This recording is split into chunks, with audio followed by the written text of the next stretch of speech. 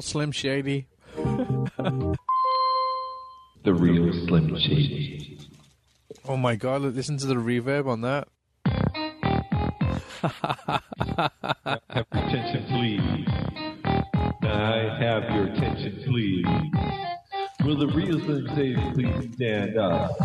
I repeat, will the real Slim Shady please stand up? We're gonna have a problem here. Y'all act like you never seen a white person before. It's all on the floor like Captain Thomas burst the door and started whooping it. Good morning, good afternoon, good evening. This is Red Sun Gamer, Son of a Podcast, episode 52. Yeah, we've skipped 2. Hi, Cheesy. Hello. Hey, how you doing? You good? I'm here. Yeah, good. I'm here too. My name is DJmizuhara. I'm in Nagoya. Where are you, Cheesy? I'm in Kyoto. In Kyoto. Good. Are you on a mobile device? I don't think so. No, it says on Skype that you're on a mobile device. Well, if you say so. Okay, good. Well, welcome to the show. Thank you. Good. We have a friend. A friend? A friend, yeah, joining us for the podcast. He also resides in Tokyo. And his name is... Jack, also known as Hasemo. Hey, welcome. Welcome. Hey. We all met up at TGS this year. That's true. We did indeed. We had quite a lot of fun running around playing video games together. As you reside in Tokyo, we decided, let's get you on the podcast, right? Fine by me. Fine by you, yeah. Well, it's fine by me too, because everyone else seems to have abandoned us. Yeah, that's pretty sad. It is pretty sad, right? Yeah, so whatever. Let's keep rolling. So, today's agenda. Do we have an agenda, Cheesy? Yes, we do. We're going to start with an opening question and follow that up with what we've been playing, which will invariably discuss some new platform that came out recently. I don't know. I don't know. So what, did VTech release a new console? Yeah, I mean, it's been all the rage, getting the latest VTech console hooked up. Oh, okay. Single touchpad, right? Yeah, I mean, I've been dying to play Leapfrog 3 for ages, so. Sweet. Well, anyways, okay, so let's get rolling then, right? Yes. Okay, so opening question. And the opening question comes from Cheesy. Yes, so with Christmas less than 2 weeks away now. Oh, really? Don't remind me. Yeah. What are your video gaming Christmas traditions? Video gaming Christmas traditions? Yeah. Well, you take it away. It's your question. I'm the one who asked. Yeah, you're the one who asked, so you're the one who takes it first. You take the reins, man. The reindeer? Yeah, the reindeer. Yeah, you take the Rudolph. Go. All right. Well, since I have such a shiny nose... Oh, you do? What, are you an alcoholic? No. No, okay. So, let's see. My Christmas gaming traditions. Usually, all I ask for Christmas are video games. All I ask for Christmas is you. All I want for Christmas is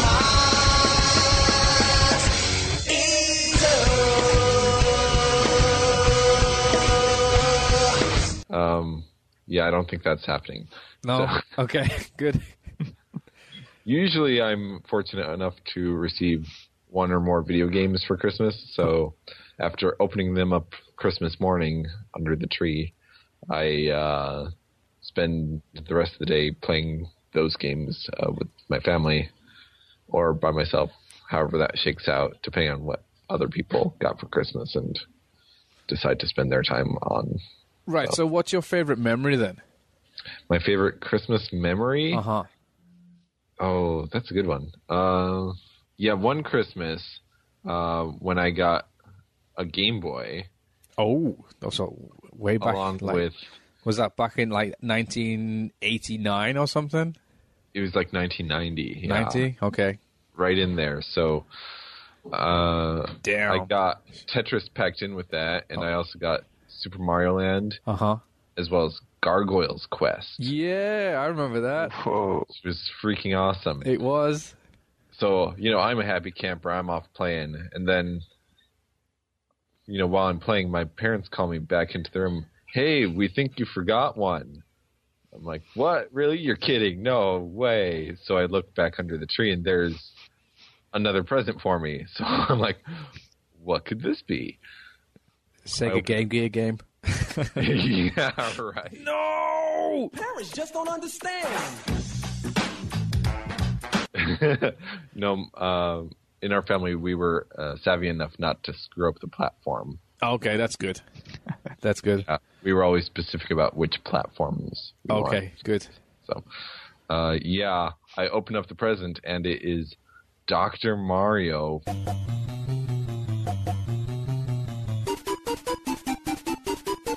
For the NES. Oh, wow. Oh, Wow. Right. Oh, wow. Yeah. Sounds sweet. Was that something that you played with the family then? Yeah, 2-player. Or did you just go upstairs to your room and play your Game Boy by yourself in the corner? Oh, I didn't have a TV of my own at this point. No, with a Game Boy, you don't need a TV. Game Boy, yeah. No, I played 2-player Dr. Mario and destroyed my family. Hey, that's not nice though, is it? On Christmas, destroying your family? What are you, Hitler? Dr. Mario, yes. Wow. Okay, cool. Jack, otherwise known as Hasemo, what's your favorite Christmas memory then? Well, With games. I've also got a Game Boy for Christmas, and in fact, it was my first video game console I've ever got, Oh, really? because my parents always told me that, well, you have a PC, isn't it enough? It plays games. And it's not the same, is it? Playing great Guyana Sisters? Guyana Sisters? I don't know how you pronounce it. Whatever. So I used to play that all the time, and I was like, Dad, this is no Mario. I want Mario. He was like, oh, okay. Anyway, carry on. It was Sorry. the same at all. Yeah. But yeah, I've got my Game Boy Color one Christmas, along with Pokemon Yellow, I think.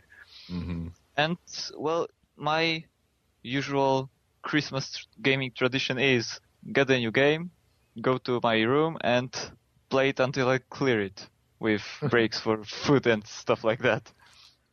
Okay. That's how- Stops, I hope. Is that what you did? You got your Christmas present, said thanks, Mom, thanks, Dad, and then walked upstairs? Yeah, pretty much. I've did it a few times. Remember I've cleared the Star Fox Adventures, or was it called, the Star Really? Fox game for the GameCube. Yeah, I've got it Yeah, on Star Fox. Christmas. Cleared it the next day. Dang. Were you like the Nintendo 64 kid? Well, I was the Game Boy Color kid. Are you the Game Boy Color kid then, right?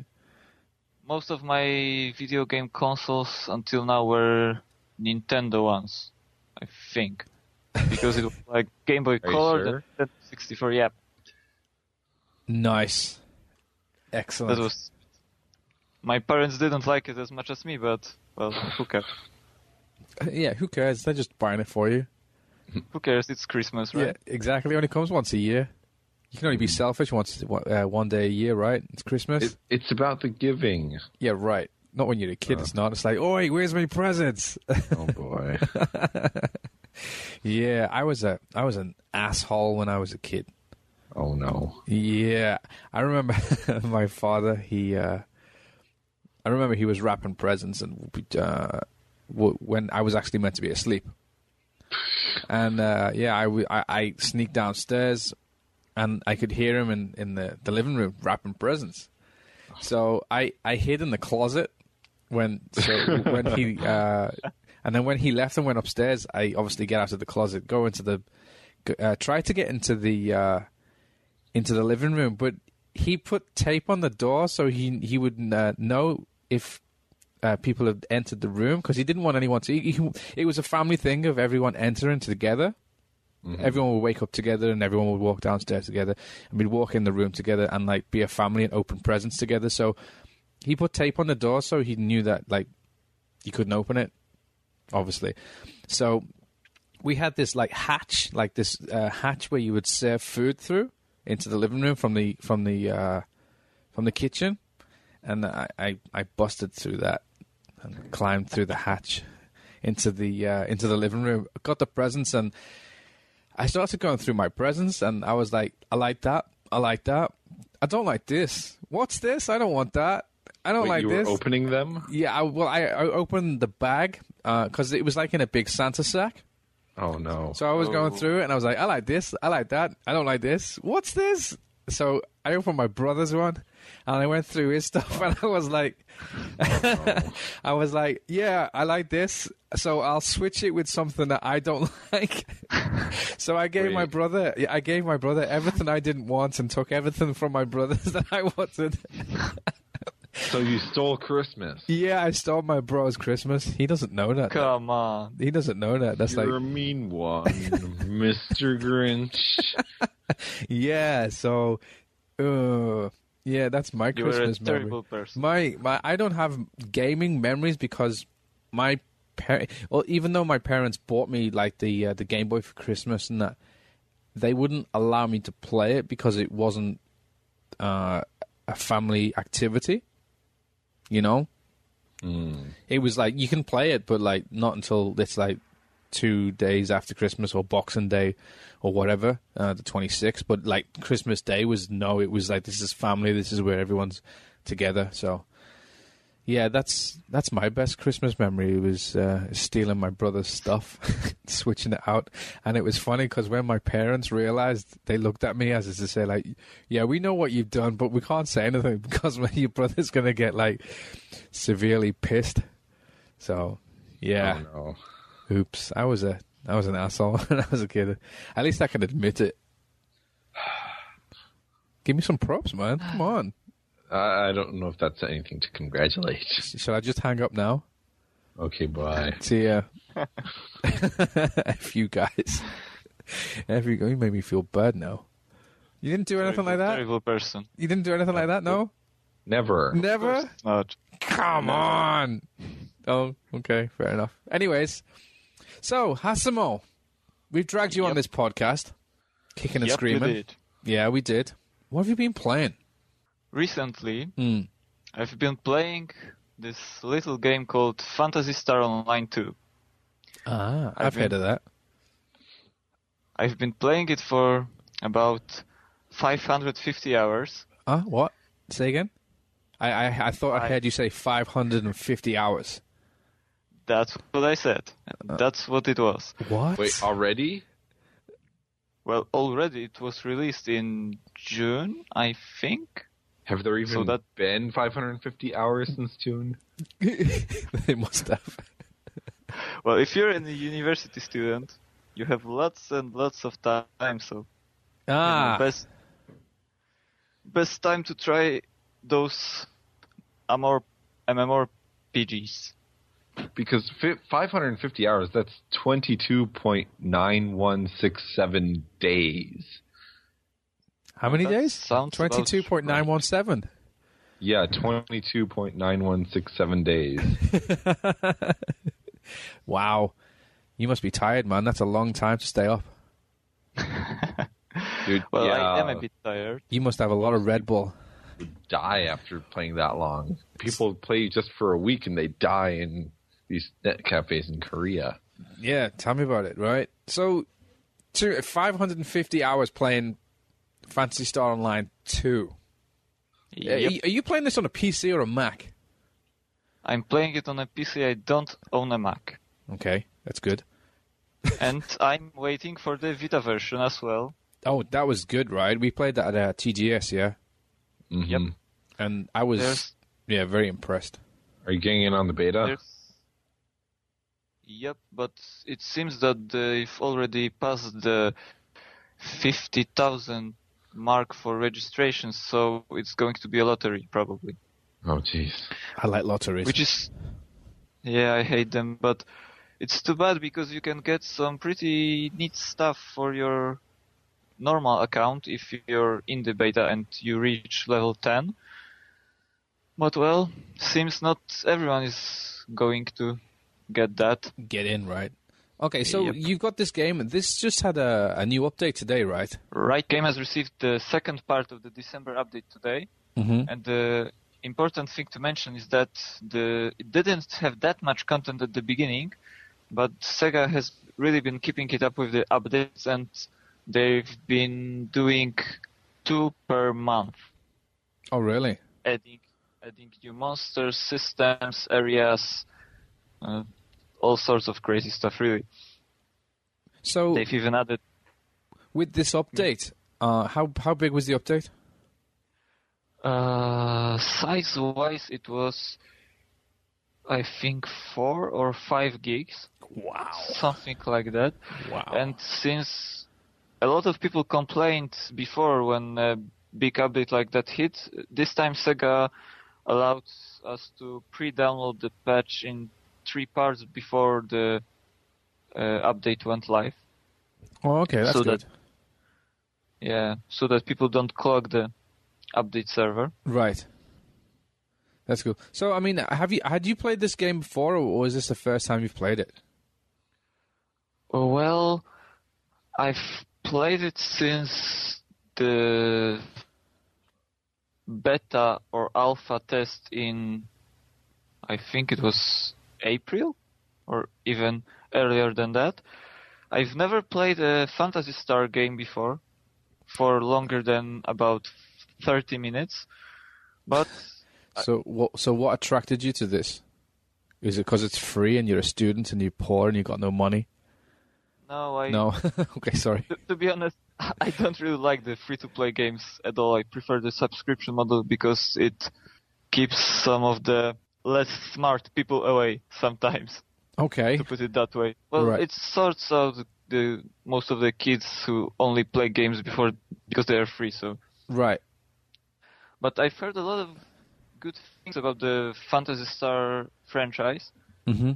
So I've decided to try it. And since a lot of people on NeoGAF also decided to play it, I've tagged along, and here I am now, leader of the Team NeoGAF. You're leader of Team NeoGAF? Yeah, No way. Kyle was the leader before because he reached level 10 before me, but since he doesn't have much time now, we've decided to switch so I can invite new members and do stuff like that. Ah. Cool. So how many members are in your team? There are 72 people, I think, but only around 10, 15 of them are really active. Most of the players from NeoGAF created their accounts, created their characters, played for half an hour, and quit the game. Well, it's in Japanese. That was you me. can't blame them. I did that. Yep. I did that. Yeah, it just commands too much time. Yeah, I hear that. It's a time sink. If you don't have the time to spend, it doesn't feel like it's worth it, because by the time you get back into it, everyone else is like leveled up, like they're way ahead of you, and you just don't feel part of it anymore, because when you get into a battle with everybody and everyone else is so powerful and you're not, you just don't feel part of a team. Yeah, that's true. So if you don't have the time to actually get in and play it and level up, but when you do actually get online and play with other people, it just doesn't feel coherent, if you know what I mean, because everyone's they've ranked up so much, and obviously I hadn't, so I just didn't feel part of anything. So I was like, I can't really play it anymore because I've already missed so much. I mean, I wanted to play it. I mean, I was playing it on the laptop and I was playing it in the car at one point. Yeah. I had I got the pocket Wi-Fi in my laptop, and I was playing it in the car because I wanted to, but time took over. Yeah, but I think it will change when the Vita version hits, because lots of people are declaring that they're going to come back to the game, and most of them don't really have high levels or anything like that, so there will be plenty of people to play with. Okay. Lots of new players too.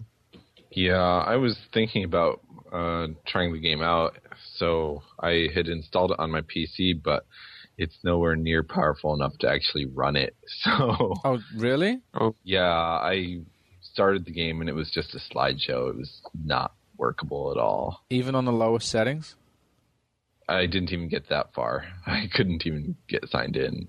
Wow. Or anything like that. So it was a non-starter for me. But once the Vita version is live, then I may be able to hop in and try it out. So, Well, have you actually applied for the beta for the the Vita? I haven't gotten around to it. Now that I hear it's probably going to be a lottery, I probably won't bother, and I'll just wait for the official release. Right. When is the official release? Is it March? Good question. It's February 28th. Oh, that's not so long. Yeah, okay. Yep. That's not Fair too enough. They're going to release the retail version as well, with the game on the card for all those with smaller memory cards. But you'll have to download updates on your memory card anyway, so I'll have to get that 32 gigs, I think. Yeah. Wait a minute. Isn't the game free? Yeah, it's free to play. It's free, but So Sega... how are they going to price it? Well, like a normal Vita game, if I recall correctly, it was something like 5,000, 6,000? But you get like a load of stuff with it, right? Yep, you get extra items that you can use or sell in-game. So that's that. You get the game on the card. That's something as well. Right. So... Yeah, I not mean, too I think it's similar to Samurai and Dragons, right? Because that's free to download, but you can also buy it on card as well. Right. I'm not sure. Yeah, you can buy it on card, but you get a load of items that you actually have to pay. Well, you don't have to, but you can pay for in game. You get all of these free on the card if you buy it. So it's kind of supplements it. So as for the PSO2, it gives you, what was it? Extra costumes, special weapons. Your mag device, it's a little thingy that floats around your head, and some other stuff, and most importantly you get a 30-day premium pass. It costs around 1,300 per month, if I'm not mistaken, so you can slash that from the price. right. So, I want to ask you a question. What Yes. makes you want to keep playing it? this is a very good question indeed. Okay, so 1,600 yen question. so answer it. Straight face. I think it's the setting. I love the design of the weapons, characters, and I want to keep collecting all the shiny stuff. Plus, Shiny stuff. Are you a crow, black crow, or a magpie? A magpie, right? shiny stuff. Shiny stuff. Yeah, and- must have. Aside from that, well, it's my second time that I've been really playing online RPG in a guild, so that's there too. It's really fun to play with other people, especially, well, the game is a time sink, just like you said, but the quests themselves are pretty short time-wise, so it's no problem to hop in for 20 minutes or something, do a quest, and How then many leave. people in a team? Well, like I said before, it was 72, 3, something like that, But I mean, when you go into combat, you can't have like 72 people all fighting one monster at the same time, right? you have 4 people. Okay. You can have 4 people in your party, Mhm. and there are multi-party areas with up to 12 people. You can switch parties and do all kinds of funny stuff there. Plus, they've recently added 2 emergency quests which pop randomly at set hours, and you can... 2 of them are for 12 people. So that's the most people you're going to see aside from the server lobby.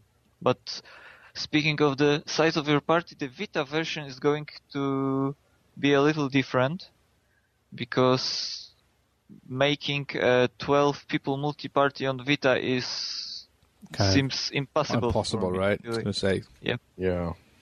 My PC is pretty strong, but it sometimes lags pretty bad when I'm there. So yeah, they're going to, since there are going to be PC plus Vita exclusive blocks in the game where you can go, the maps will be smaller there, and I think the multi-parties will be limited to 8 people. I think it was that. From So 12. if I was playing a Vita version, am I going to be? Is it like a cross-platform? Can I play people on PC? Yes, if you join the Vita and PC blocks. Since when you log into the server, you are thrown in a random block, and you can switch blocks freely, but if they get full, well, you can't enter them. So I'm a bit worried about that the Vita blocks will be pretty packed, at least near the release, so that might get problematic, but should be okay.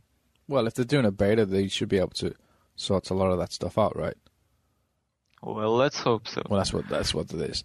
Okay, so yeah, maybe Cheesy, do you think if it comes out on the Vita, will you play it at all, or is it just too much of a time sink for you? I simply can't play it on PC. I don't know if I'll get really into it because my personal time is limited. So right. I might just dabble in it to see if it's a game for me. I really, really got into PSO on the Dreamcast and GameCube. Oh, okay. So I sunk, dozens of hours into that game and pretty much had my fill with it. So I've been off of PSO for, a decade. So maybe it's time to try it out again. Have you, Jack, ever played any of the PSP versions of it? Yes, in fact, I'm playing the Phantasy Star Portable 2 Infinity right now. Is that because you got withdrawals because you're not on the PC and you need someone to play? No, that's because I think the universe is pretty interesting, so I wanted to try to get to know the story a bit more. Oh, okay. What, the story and the background and the characters? Because do they all follow through from every game? I don't think so. I looked at the chronology of the series, but it's kind of complicated, so I stopped reading it. Wow. Even a hardcore man like you who's put 550 hours into it stopped reading it. It's not about the story, huh? It's not about the story then. That's true. But the story is there as well. If you want to play only for the story, I mean the PlayStation Phantasy Star Online 2, you can play it for the story, although it's not really that good. Right. But it's an online game. You really don't play it for the story, right? Right. No, you're playing it because you're with parties, right? And with groups of people. That's cool. Okay, cool. So is that all you've been playing? Just Phantasy Star and Phantasy Star on a PSP? I've been playing some Celceta, the Ys 4 on the Vita recently. Oh, really? I started playing it when it came out, but it was Phantasy Star after that, so I didn't really get to finish it, but I've put around 5 hours in, I think. Is this when did this come out? I think it was September 27th. Oh, September 27th. Okay. So, can you explain what it is that you're playing? It's an RPG, right? Yes, it's an action RPG from Falcom. Okay. One of the entries of the Ys. I don't know if I'm pronouncing it correctly. You are. No worries. If you pronounce it wrong, I'm sure Kyle would jump on and ninja you and then jump off again. Yeah, that's probably right. Yeah.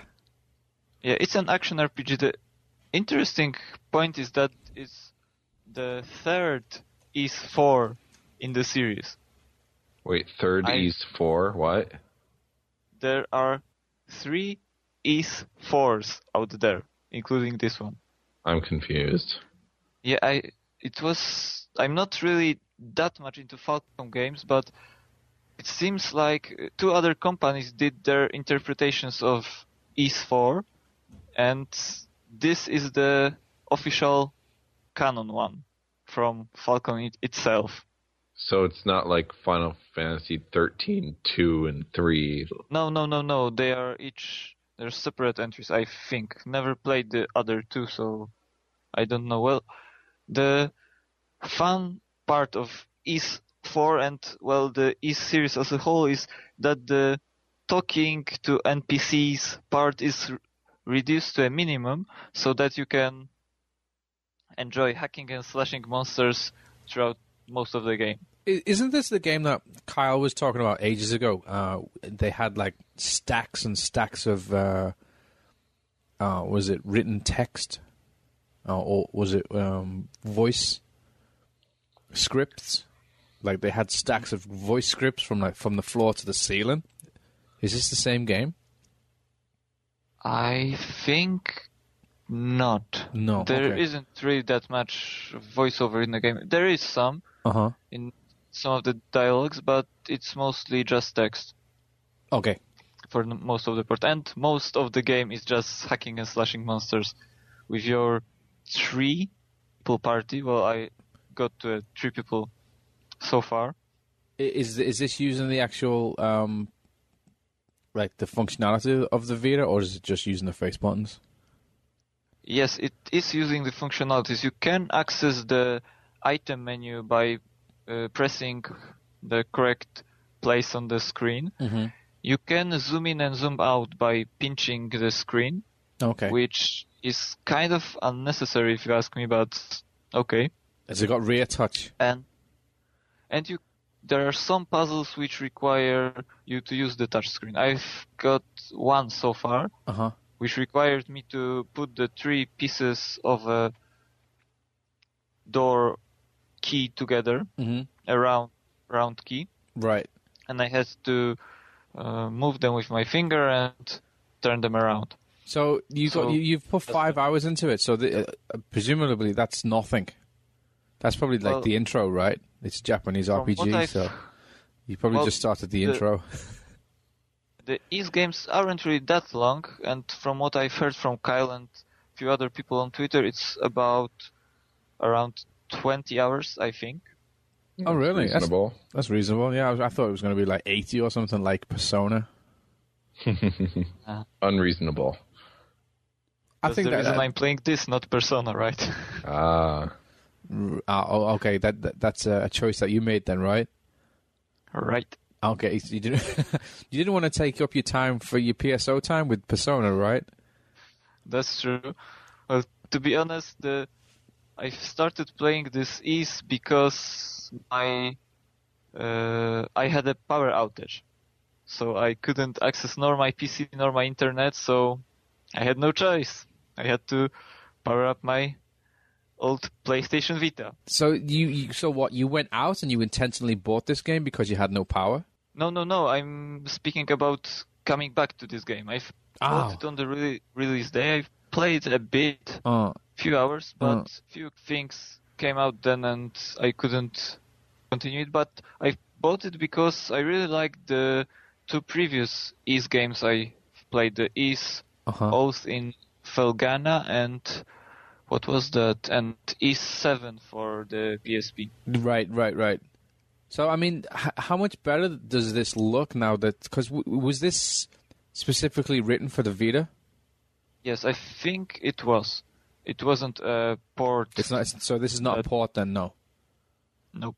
And, well, it looks good. Nothing really special. The models aren't super detailed, but it really looks slick. The one thing that I can complain about is that when the camera is a bit further away and there are lots of enemies on the screen, it slows down a bit. Oh, no. I remember Kyle was talking about Little King Story did that, like Konami. It's nowhere as bad. It's not as bad as that? Nowhere as bad as... Oh, okay, because Little King Story seems to have a hell of a lot of slowdown. When you had that's why I sold it right away when I saw those slowdowns. Oh, really? You did that? You got rid? Right, okay, because it was like when you had like 3 or 4 people in your party, the whole thing just slowed down, right? Yep, and when you looked at your city, for me it was unplayable, really. Right, okay. No, I totally understand. Bad frame rate equals take it back to store, sell. I'm pretty That's much true. the same. Pretty much the same. Okay, so you're on a handheld kick at the moment then. That's right. Okay, that's good. PSO and ease. Excellent. Those are my games. Those are your games. Okay. So, Cheesy, Yes. you bought that VTech? Yeah, I was super excited for it. I mean, You pre-ordered a Linked, VTech, eh? yeah, I mean, my cousins are back in the States, and I'm sure they'd have more fun with it than me. But boy, oh boy, when I heard that VTech was releasing a new system, man, You lost it, right? I lost it. I'm like, sweet.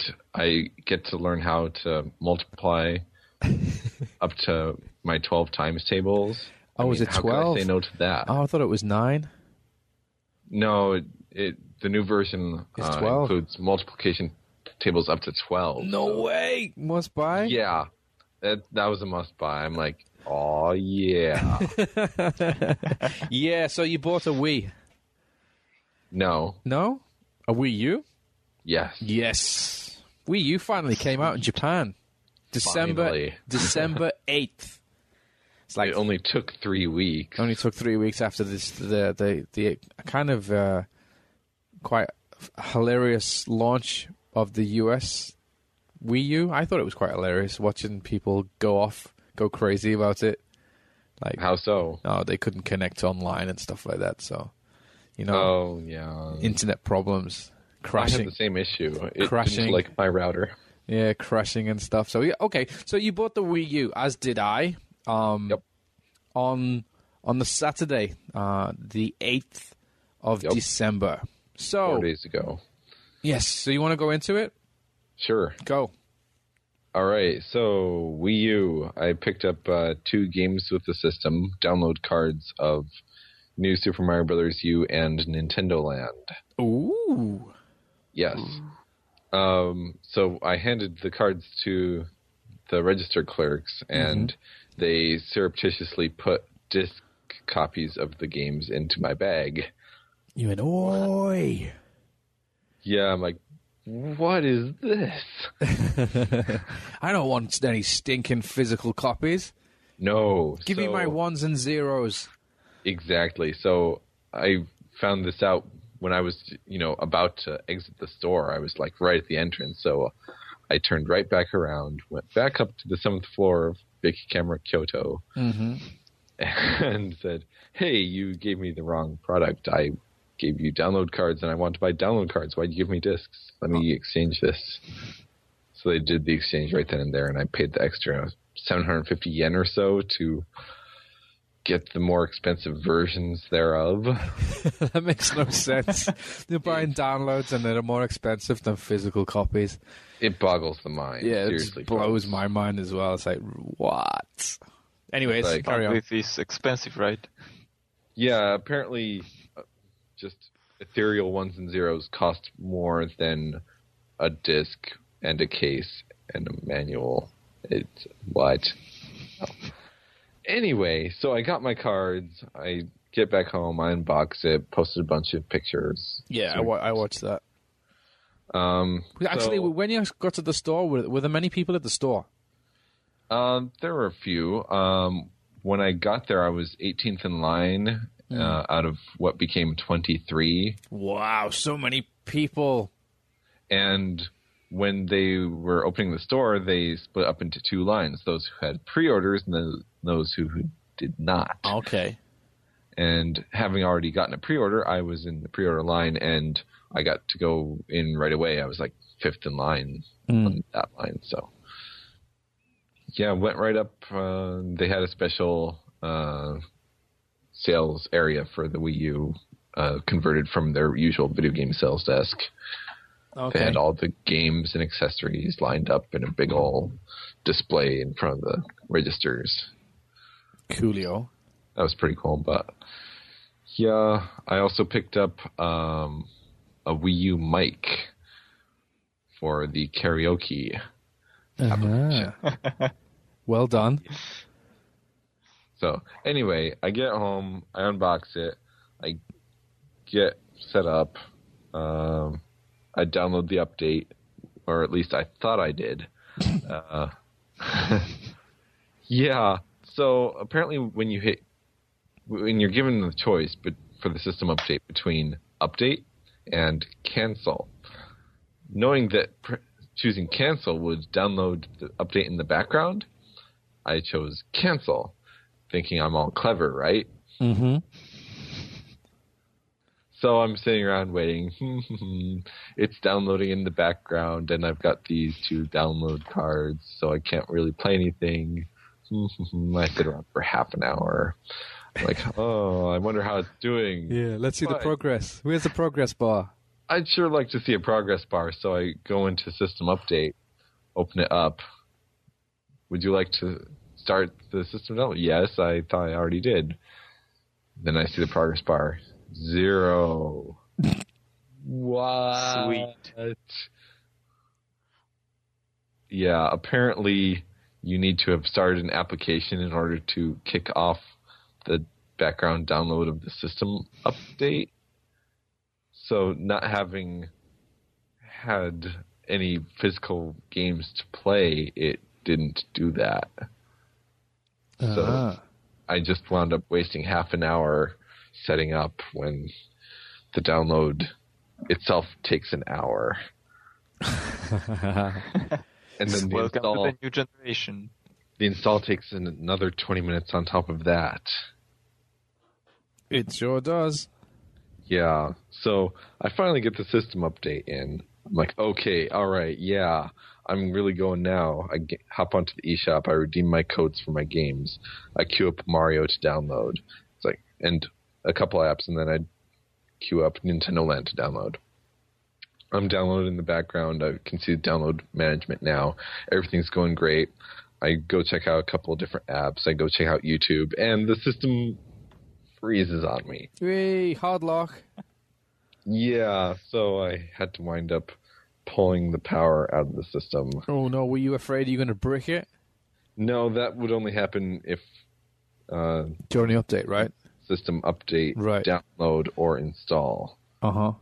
Which kind of boggles my mind why you would brick a system powering it off during a download. It seems like it should still be a safe state. It should be, right? You would think so, but no. So anyway, I power the system back on, go check my downloads, and they've all stopped. And my progress on the Mario download was corrupted, and I could not restart it. I had to delete it and go back into the eShop and re-download it and start all the way over. And, moreover, it was placed last in the queue.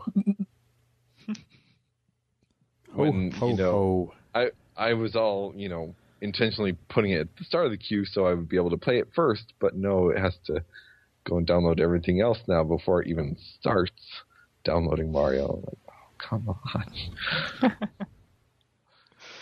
Sound like you're having fun already, and you haven't even switched it on yet. Ever played a game? No, I hadn't even played a game, so I thought, okay, well, maybe I'll try out karaoke while I'm waiting here. I've got the mic, right? Mm-hmm. Pop in karaoke. Well, it's not a disc, but I start karaoke. Got the mic hooked up. Tried queuing up a song. I went to the eShop. I got my points, all that fun stuff.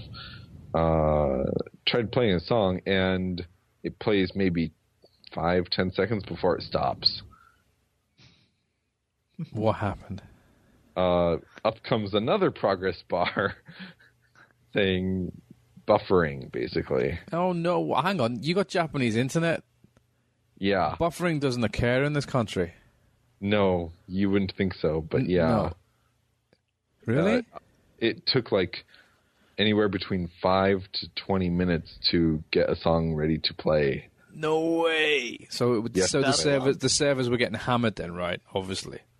Day one, yeah, I don't think they were quite ready with their load capacity or something. Server side was screwy because the whole first day it was wonky like that. It was basically unplayable. I mean, sometimes you might get lucky. 50% of the time you would just be able to play the song straight away. But the other 50% of the time, you'd get that stupid progress bar a couple seconds in, and you'd be stuck waiting for the whole song to load before you could even sing. That kind of blows my mind. Yeah, fortunately, it was fixed the following day, so it's been smooth sailing since then. Sweet. So how you downloaded? You said you got download codes for Mario and Nintendo Land. Yes. Nintendo Land's about what? 2 gig, 3 gig? Yeah, something like that. I don't have the numbers in front of me. Mario's also about 2 gig as well, right? Yeah, they're in that ballpark. So how long did it take to download? An hour each. Oh, really? That's quite. That's not bad. Another 20 minutes install on top of each of those. That's quite a long time, though, right? For a gig in Japan, that's like 58 minutes too long. Yeah, normally you wouldn't expect a gigabyte to download that slowly. No. In Japan, so I think the server capacity leaves a lot to be desired. You'd think that Nintendo would have all of this be prepared, right? You'd think so, but I mean, any launch is going to be hit with capacity issues. To be fair. Well, yeah, but they've already had two. They've already released it twice. Before Japan, they've released it in Europe and the States, so they kind of know numbers, right? Yeah, I can't really speculate as to their server-side operations. No, I know you cannot, but yeah, it still kind of blows my mind that they kind of had like the US and the European launch, so they kind of had numbers to feed off of, and you would think, and they still kind of had problems. So, okay. Did you have problems with getting online? Registering? Oh, just connecting to the internet? Yeah. Yeah, when I initially set up the connection to my router, it didn't like my router. What router have you got? I've got a D-Link router, so it's like 802.11g, I think. So it's had no problems with things like 3DS or anything else I've thrown at it. Right. So 3DS was smooth sailing. Wii U should be too, right? Yeah. No. No? No, I had to wind up manually entering the router settings based on a laptop I had handy, which was already connected. So I'm like, okay, what's the DNS server? Okay. What's the subdomain? Okay. Really? All that fun stuff. Yeah, that slowed me down another good half hour while I figured all that out. I had a nightmare getting my machine online. Mm-hmm. I put in my password for the my router, which is it's on the 3rd floor. Mm-hmm. I'm on the 2nd floor. Uh-oh. But I put it in, and it recognized it first time. I was like, okay, great. And obviously after that, it prompts you for the update. So, okay, cool. Right. And it updated. Downloaded it pretty quickly. Mm-hmm. I was quite surprised. Installed the update, came back, and then it kicked me off and said, yeah, your settings are wrong. And I was like, what? I haven't changed it. I've just downloaded a patch. I haven't changed anything. Oh, boy. The patch. So the patch basically, obviously, has reconfigured something. What? So I deleted it, then put it back in. And it said the same thing. And I was like, what, really? This is stupid. So then I manually input my numbers and stuff for the router settings. And it worked for like 5 minutes. And then it kicked me off again. And then it said the same thing as the automatic settings. So I deleted it. Then I put it back on for automatic settings. And it worked for 5 minutes. So then I added my pocket Wi-Fi, and it worked for like 40 minutes. And I was like, yeah, okay. So during the 40 minutes, I was like, wow, okay, so my pocket Wi-Fi is more reliable than the router that I've got. And then all of a sudden, it gave me the same error messages. I was like, oh, really? This is stupid. So I deleted my pocket Wi-Fi. And then all of a sudden, without changing anything, it connected to the router that was on the 3rd floor. No problems since. I was like, what? What's going on? It's like, I didn't change anything, but I just deleted the Pocket Wi-Fi one, and then it was fine. But because it was so flaky before that, I decided I ain't gonna put up with that. So I went out the next day and bought another router for the second floor. So and it's like literally like less than a meter away from the Wii U, and it hasn't given me any issues. But it was kind of it was a pain in the ass basically for me to connect the Wii U online.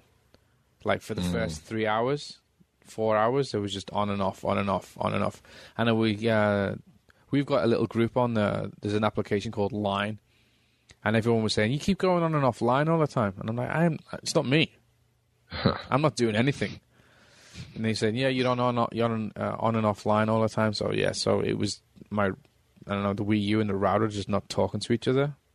So it was just really weird. It was weird that the update seemed to affected it, because obviously it connected to it first time and then downloaded like a gig patch with no problem, installed it, and then I got all the problems after the patch. So obviously it's something in the patch that's reconfigured it. I don't know, but whatever. That's weird. Are you working okay now? Yeah, it's fine now. It's absolutely no problem now. That's probably because the router that it's running off is like less than a meter away. So it's got nothing to complain about anymore. Yeah, going on a different floor is probably not a good way to go. But saying that though, I've got a wireless printer which is on the first floor and that's connected to it, no problem. My 3DS connects to it from all around the house. My Vita connects to it from all around the house, as does my laptop on the second floor, the laptop's on the first floor. So yeah, it's weird. Just messed up. Anyways, so yeah, so I also got I actually got the Monster Hunter bundle set, and I don't know why, because I don't like Monster Hunter. Maybe you like it now. Yeah, it's just No, I still don't like it. I mean, Really? Okay, I tell you what I've done for Monster Hunter. I switched it on. I watched the intro and I was like, ooh, intro's nice. And then I switched it off. Actually, sorry, to tell a lie, I made a character. Yeah, and then I switched it off again. I haven't played it. I don't know why. Oh, come on. It has online multiplayer, right? Yeah. Yeah, it does. That's the thing. I don't know. I think it's the barrier to entry. It seems to be really high. You know, you don't really. I see people playing it who are really high level, and I see how they're playing it, and that looks fun. But to get to that stage doesn't look fun. Huh? Is intimidating, and it doesn't look fun. I guess it doesn't look fun as a single player game. Yeah, that's true. To me, so I'd like to be able to play it exclusively online with people who are the same rank as me, and we all level up together instead of just being underpowered for so long. You know, I don't feel the need or the want to go through that. So yeah, I was pretty intimidated just trying out Monster Hunter 4 at TGS. I'm like, what am I doing? I'm doing everything wrong. I'm getting slaughtered here. How's this fun? Right, exactly, right. So I mean, unless you've been playing it for forever, and or unless you had because you can use your Nintendo 3DS saves, you can bring them across from your 3DS. Which is a cool feature. Which is a very cool feature. Yet if you have that, that's awesome, because you can just bring across your character and then boom, you're straight in. Yep. Like you haven't stopped. But if you don't have that and you got to start from scratch, it's a little bit intimidating, especially when you see other people online and you see the armor that they've got and huge weapons and stuff, and it's like, wow, it looks great and it looks fun, but to get to that point is like, man, there's a kind of hours and time I just don't have to devote to something like that. Okay, so what did you play? Much. What did I play? I played Nintendo Land, and I played Mario U. Okay. I bought Zombie U in the hope that it was going to have an English options in the menu. Uh-huh. And I bought it. Bought it day one, got it home. It was the first game I put in. Mm-hmm. Get to the menu, and it's all in Japanese. And I look into the options within the menu, and there's no English. No English. There's no English. It's entirely in Japanese. It's the voiceovers is in Japanese. The text is in Japanese. It's been totally localized.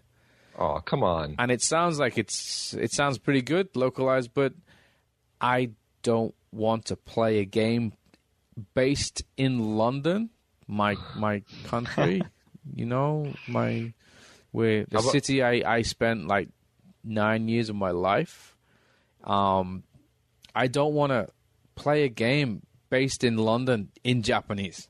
It's How about some language options here? Jeez. There was no language option, so I started it, and I was hoping that because the the intro started and it was like a voiceover Japanese text, and I was thinking, well, maybe when it gets into the game it'll carry on, it'll be in English or something like that. But it got into the game and it was like just Japanese. I was like, okay, that's enough, and I switched it off. Didn't play it. Didn't play it. One question about that. I remember that in the previous podcast, the RSG asks one, there was something about setting your Wii U to a different language, but it has to be from your region, right? Right. So the American Wii U, the North American Wii U, has language options for English, Spanish, French, and Portuguese. Okay, and in Japan, we don't have those options. We do not have any language options. No, you're stuck in Japanese. So stuck in Japanese. So the whole menu is entirely in Japanese, and it's the same with the 3DS. It was the same with the Wii. It's the same with all Nintendo products. They do not allow switching of language.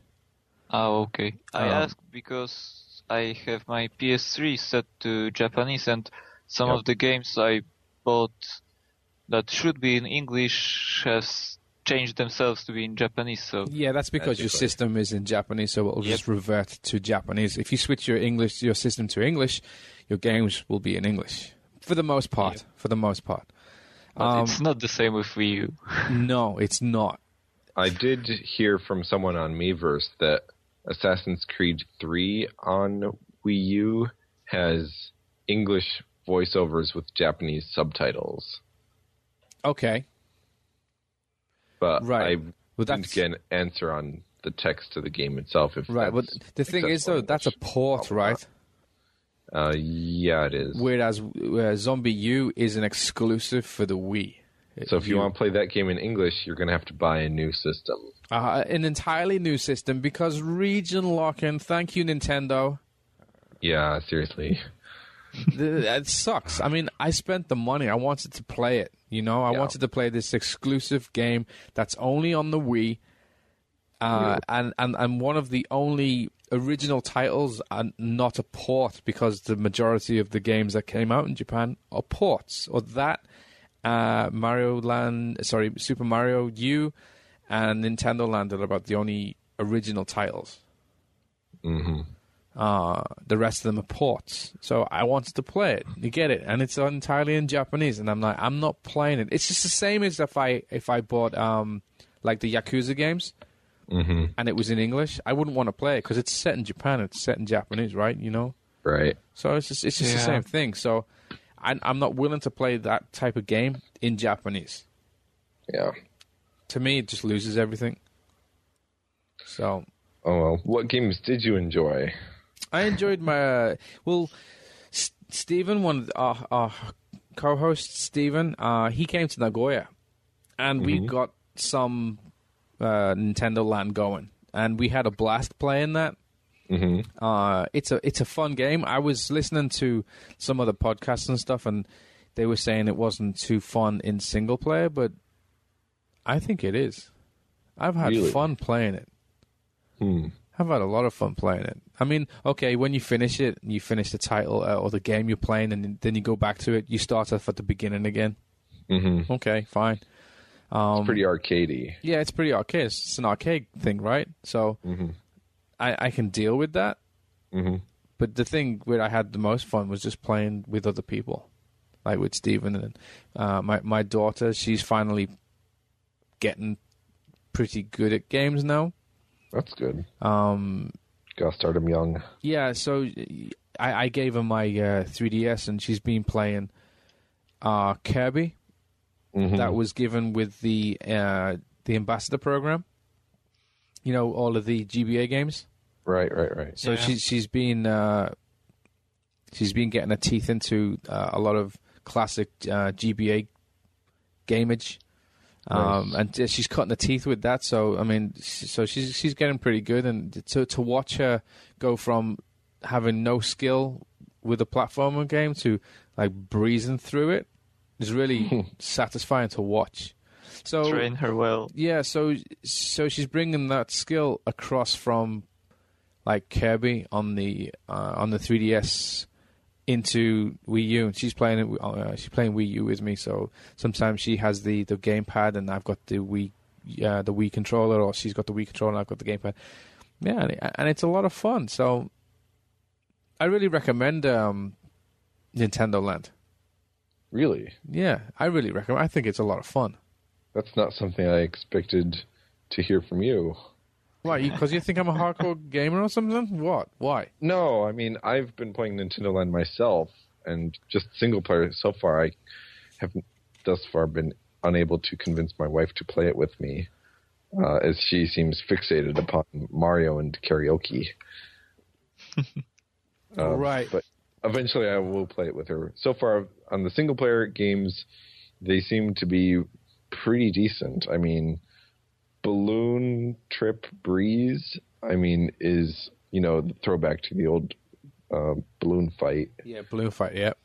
Which, I had a lot of fun with. Yes. High scores on, and then to be presented with a new take on it, you can, break things in your general vicinity by tapping on the gamepad, and right. You have to pick up presents and carry them from island to island, and you have to fight enemies along your trip, which was not in the original game. You got like little mines and stuff. And mines were in the original game. Was that in the original, or you got like angry birds chasing you? Yeah, you didn't have enemies fighting you in Balloon Trip in the original game. That was just the single screen main game, Balloon Fight, where you had the enemies previously. Right. So I was playing the F-Zero. Mm-hmm. Yeah. And you look down at the pad. You hold the pad, and you swing it around to steer. Yeah, and you steer it, but you're looking into it. But the camera's on, so the camera is like recording you. So whoever's watching the TV, they see your face, and watching other people play this game, and their concentration on their face is quite funny. Right. So I mean, it's fun to watch other people play because you can see their face while they're playing. So that aspect of it's funny because Stephen was playing that, and Kohana and my son Hayden, they were both watching the TV, and they were both laughing. Mm-hmm. So it's a nice environment to be in, and I think that's what Nintendo is about, is this environment that Nintendo produces. It's a nice, happy environment, which I like to be part of. So yeah, it's something I really like, and I'd like to get more involved. I like to play more of the games, not only with my daughter, but with my wife too. But the thing I noticed most that I really like about the Wii U is when I was playing Super Mario U, and my son, obviously he's only one, so you can't tell him sit down and he's walking around the room, right? So he's getting in the way of everything, and you're playing the game and you're watching the TV, and he walks in front of the TV, and normally you'd be like, get out of the way, I can't see, Right. But now all you have to do is look down, and you can just carry on, so you don't lose anything. And then when he's gone, you can look back at the TV, or you can just continue playing it on the pad. And that thing is great. I really like that. It's like remember when you were playing a video game and your mom came around with a vacuum cleaner. Would always walk into the field of vision and it's like, get out of the way. Yeah, exactly, right. So like you'll be playing a game and your mom will come in with the vacuum cleaner. Totally oblivious. It's like, can't you see I'm playing a game here? Yeah, get out of the way, Mom. I'm playing. But now you can say, yeah, whatever, do what you want because I can just carry on. You know, I really like that there's no disconnect anymore. You can just carry on. Useful. Yeah, it's great. It's really good. I mean, but hearing it described in paper, it's like, yeah, whatever. No, yeah. But what were we going to say, Hasemo? But not all the games use that feature, right? Not all of them, no. Depends on the software. Depends on the software, yeah. Like Zombie U uses the pad. In other ways, you can't like look down at the pad and like just continue using it because it's using it for like inventory and stuff like that, and weapon selection and that. So yeah, you can't do it for that. But some games allow you to play without the TV. So I mean, I know a bunch of people who got their Wii home and connected it, but didn't connect it to a TV. You know, I don't think it's possible to do the initial setup without a TV. Is it not? I don't think so. But once you've got it set up and you know which games support off-TV play, then off you go. Yeah, I know that people just don't have that they don't play them on the TV. They just like sit in their bed or whatever, and they play it. Mm-hmm. But no, I've had a lot of fun with it. The only thing I don't like, it's very on Nintendo. The whole menu, the UI, it's just so slow and clunky. It makes me feel like the guys at Nintendo, they've never used a tablet before, because it seems like each program is its own executable, and it takes like 15 to 20 seconds to go from each one, and it sometimes takes like 20 seconds to go from like the application to like the Wii U menu, you know, to exit, and it's a huge disconnect. It just doesn't feel Nintendo at all, because Nintendo used to be snappy. That's why when the PlayStation 1 came out, Cheesy, you were saying this the other day, when the PlayStation 1 came out, it was on disc, and it was slow, and Nintendo said, no, we're not going to go with discs, we're going to stay with cartridge because it's quicker and snappier, and the speed, and it was obvious back in the day. Yeah, people forget that now, but the loading times on the PS1 were quite bad. Yeah, they were quite long, right? They were like 30 seconds long, 45 seconds long. Oh, sure, yeah. Yeah, remember those progress bars? I certainly do. Yeah, so, but now with the Wii U, it just doesn't feel very Nintendo-like because it just feels so slow. It's a bit sluggish, yeah. Hopefully that'll be fixed in future updates, I would hope. You'd hope, right? Because I expect Nintendo just to be snappy. Like you press a button and it does something. It doesn't leave the player just sitting there for 20 seconds. Mm-hmm. That's to me, that's not Nintendo. And to me, that like smacks of the engineers just not looking around of what's in the market. Or is it simply them rushing to get to market? I don't know. They've got a gig to play with, right? System menu. Yeah. They've got a gig to play with. I mean, smartphones have got some smartphones don't even have a gig to play with for applications, but applications still open and close extremely quickly. Yeah, they don't leave you hanging around for 25 seconds. What do you think, Hasemo? Are you going to pick up a Wii U at any point?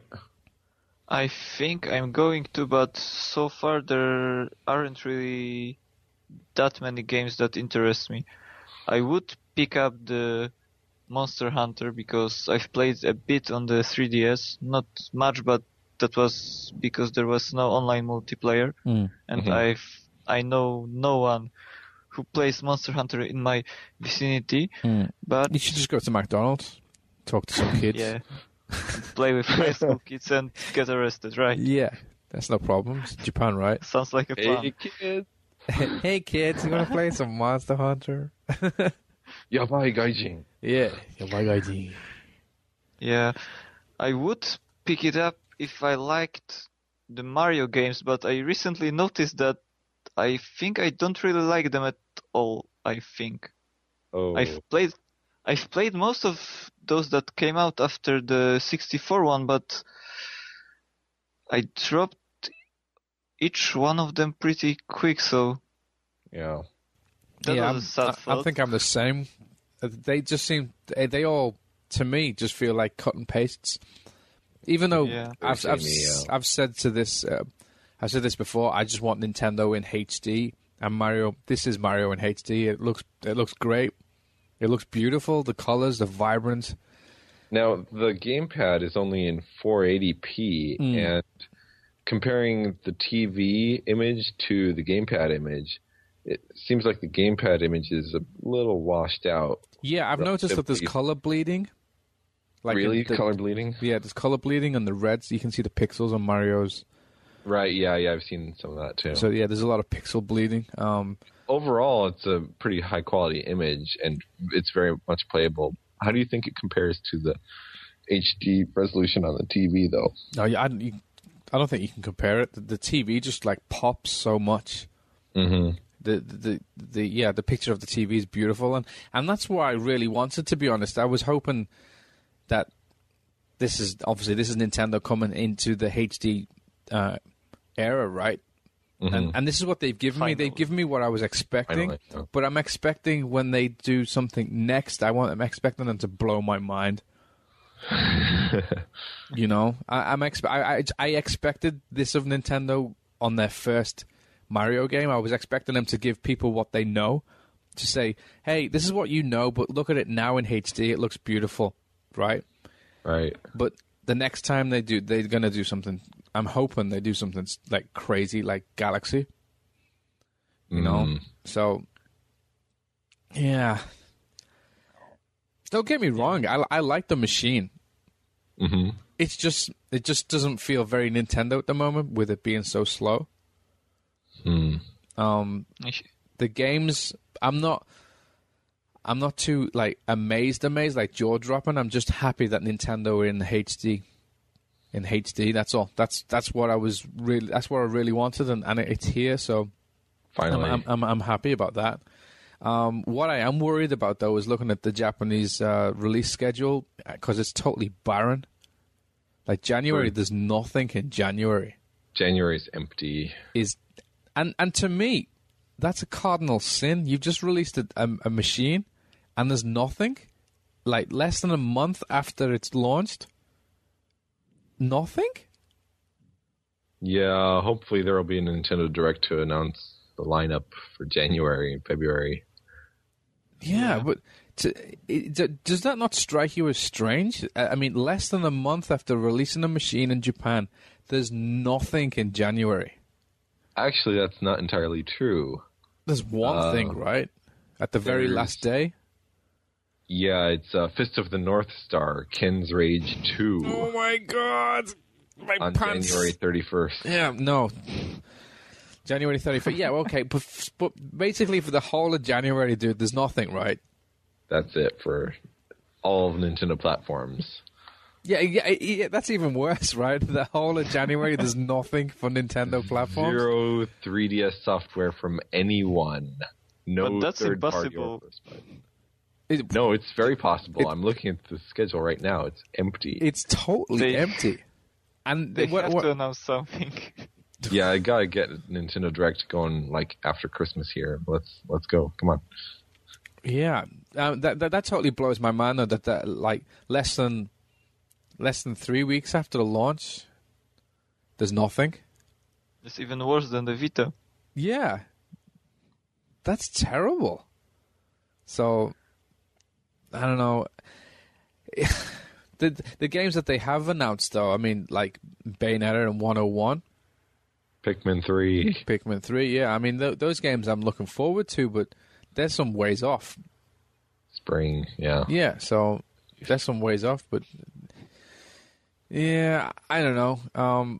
I'd really like to see the indie games that were made available in the West at launch. Right, yes. Released in Japan. Like, I wanted to play Little Inferno, but it's not out here. It's not out here. I mean, sure, I could probably play it on PC, but... Right. God. shiny new piece of hardware that's begging for software. So exactly. I always just feel that like the launch window is really important to pull in new customers. Yeah, and for a Japanese launch, to be honest, to launch with so little Japanese software is kind of crazy. No one cares anymore. Do you not think that's a little bit crazy? You have to remember the GameCube launched with all of 3 games. Yeah, but look how that went. Yeah, it didn't go so well. Nintendo 64 launched with like 2 or 3 games as well. And look where that went. Yeah. They're not exactly rip-roaring successes, right? And the Super NES also launched with 3 games. Okay, that was a little bit more successful. Yeah. Just a little bit. A bit, yeah. But they've had the 2 machines succeeding. The Super Famicom didn't do as well as they thought, right? I think there were other market factors in place other than simply the launch lineup. Because the launch lineup affects your day one customers, of which there are a couple 100,000. The Wii U clocked in with just over 300,000 units sold in its first 2 days on the market in Japan. So if those people, which are just a small fraction of the eventual total user base, are inconvenienced for a couple months, then it's not going to make a huge difference for all the people who adopt later. Right. They'll just have that initial launch lineup as part of their existing software library that they can choose from. So it's not going to matter for most of the later adopters. For us early adopters, yeah, it means a whole lot to us. For everyone else, not so much. It's just part of the overall package of the platform. And you see this with all platforms. Can I just ask you guys to hold on or talk amongst yourselves? I need to go attend to my children. Okay. No problem. So, Cheesy, question to you as a Wii U owner. Mm-hmm. There weren't any games right now that you really want to play, like the Mario or Nintendo Land. Would you buy the Wii U now or suggest to wait a bit until the interface bugs and slowdowns get fixed, more games come out? Well, or is it really worth it? I'm a day one early adopter. You know, new console launches are like Christmas for me. It's like what I live for, right? Once every 5 years, new set of consoles comes out. It's like, oh yeah, this is what I've been waiting for. So I'm not going to miss out on the launch. I mean, eventually there are going to be games that I'm going to be interested in. They're exclusive for the system that I'll need the system to play. So waiting on a price cut, which might take 1, 2, 3 years. Who knows how long it's going to take for a price cut. If the games that I want come before that first price cut, then why did I wait to buy the system? I mean, I'm not a child anymore. I'm not strapped for cash like that. I can indulge my hobby if I feel like it. So I don't see any reason to wait to buy a console. That's just me. I understand that a lot of people see video games as very much a luxury item that is non-essential, and it can definitely wait until all the other finances are settled. And but you're different. Just not take priority. I'm very different. My hobby absolutely takes priority. I mean, yes, I do take care of my finances, and I'm, not struggling in that regard at all. But yeah, when a console comes out, I'm there and ready. I'm a day one customer, absolutely. Yeah, I'm wondering about the Wii U because right now there aren't that many games that I'm interested in, and the interface, just like Martin said, is kind of sluggish, and it might get fixed. Mm-hmm. So I think I hold out just a bit longer until Bayonetta 2 gets a release date or something. Yeah, I don't know when that game will come out. I would not expect to hear much info on it until at least E3. Oh, that's probably true. Yeah, just S- idle speculation, you know. Same with the 101, right? We know nothing about. I don't know. Yeah, I think we're gonna get a lot more info around E3 time, but we've got, you know, a whole half year until that happens. So That's what's right. going to fill the release calendar until then? Certainly not just the titles that we already know about. Surely there are some other games waiting in the wings that have yet to be announced. They have to be right? Right? Just like with the Vita, right? They had to be Oh some games man. announced, right? The Vita, it makes me so sad. I've played But- through Gravity Days and then through Time Travelers on that system, and that's about it. I downloaded Really? Final Fantasy VII and played through that again. Oh. Yeah. No, I've bought quite a lot of games for the Vita, but it was my first console bought on a release day ever, and well, in Japan. So I was super Oh. hyped for this. How'd that? Yeah. It's making me so sad, so sad. I know. It's like I carry it with me, and it's like it never gets any game time. Yeah. Well, hopefully it will change with Soul Sacrifice coming in March, Phantasy Star Online for the Vita and stuff like that, but one can only hope. Yeah, it's like I was never particularly hyped up for either of those titles. So to try to make myself hyped up for them is, I don't know. It's hard to muster the excitement for titles that aren't really your cup of tea, but they're That's big true. titles. It's like they're on a system that you own and that you invested in, and you're supposed to be excited about these games, but you're not. It's like, okay, what's going on here? It's like, I bought into this system. I was expecting titles that I would be excited about, and it hasn't happened yet. I mean, when does that ever happen? When there's a platform that doesn't at least have two games that you're absolutely going to be dying to play? Yeah. Right now, the only killer app I see on the Vita is Gravity Days. That's true. That's probably true, right? Well, there's always Persona 4 the Golden, which is a PlayStation 2 port. Yeah, I'm not really into the whole anime aesthetic particularly, or those story tropes that are associated with it. That and Atlas rather pissed me off this past Right. Right. The whole. So I was all Arena. ready to try the series out, but yeah, they kind of ruined it. Not this time. Well, so speaking of Wii U, what are the games we know about? There's Pikmin 3, right? Bayonetta, which hasn't got any info yet, and same with the 101. Yeah, those Anything are else? big titles we know about. There's also Smash Brothers on the horizon. Right. It's going to be a crossplay with the 3DS, or that hasn't been announced? Yeah, it's going to be compatible with the 3DS version. But, I mean, Sakurai just wrapped production on Kid Icarus last spring, and the co-production with Bandai Namco was announced, last summer? Yeah, true. So I don't think they've made enough progress yet to have it in any sort of showable state, and probably won't for quite a while. I think that people crying for Smash Brothers updates with every Nintendo Direct are deluding themselves. Yeah. That's too bad. I love the franchise. Yeah, I mean, I have almost all the games in the series, but I could never really quite get into them. I don't know why. It's just not quite the fighting mechanics I'm looking for.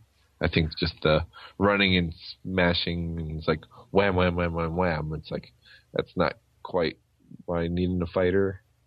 For a fighter, I need, like, you know, Combos and combos block and chains. fluid motion, you know, a good selection of punches and kicks and special moves that, you know, have the characters, you know, falling over each other. Yeah, that's true. A good But it's a great graphics. party game, right? Smash Brothers is a decent party game. I mean, I rarely, have parties together to play with, so it's kind of hard to enjoy that series for me personally. And was there something more for the Wii U? Aside from those 4 games? I think those are the big ones just yet. Let's see. Early next year, we're getting Game & Wario and Wii Fit U. Yeah, those are the big ones. I mean, you've also got Lego City Undercover, which might do well with a younger audience overseas. I don't know how well it will do in Japan. Probably not in Japan. Oh, we also have the Rayman Legends. Can't forget about that. Does not have an audience in Japan, unfortunately. Yeah, that's true. But it's there. Yeah. It's there. Yeah, and the last Rayman game was released for 2,500 yen on PS3 and Vita. Oh, right. Yeah, I imported that as soon as I could have my hands on it because I love Rayman, but even with that price, it didn't do well, so... Yeah, I don't know. I was thinking about picking up Rayman Origins for 2,500 yen. I never got around to it. I've got my plate full already. I'm looking at this release that has been circulating the internet for a few days now, and yeah, those games were the only Wii U exclusives.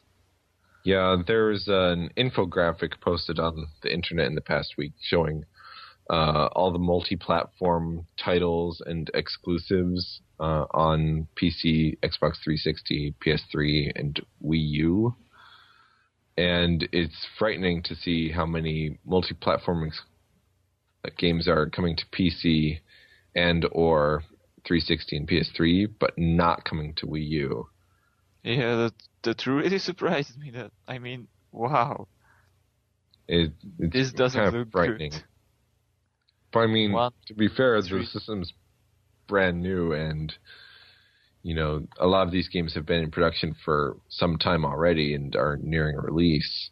To add a new platform to the menu midstream might be impractical for the developers. Yeah, that would probably take some time and cash to do it. Right. Especially with all the system-specific features, namely the gamepad that would have to be implemented.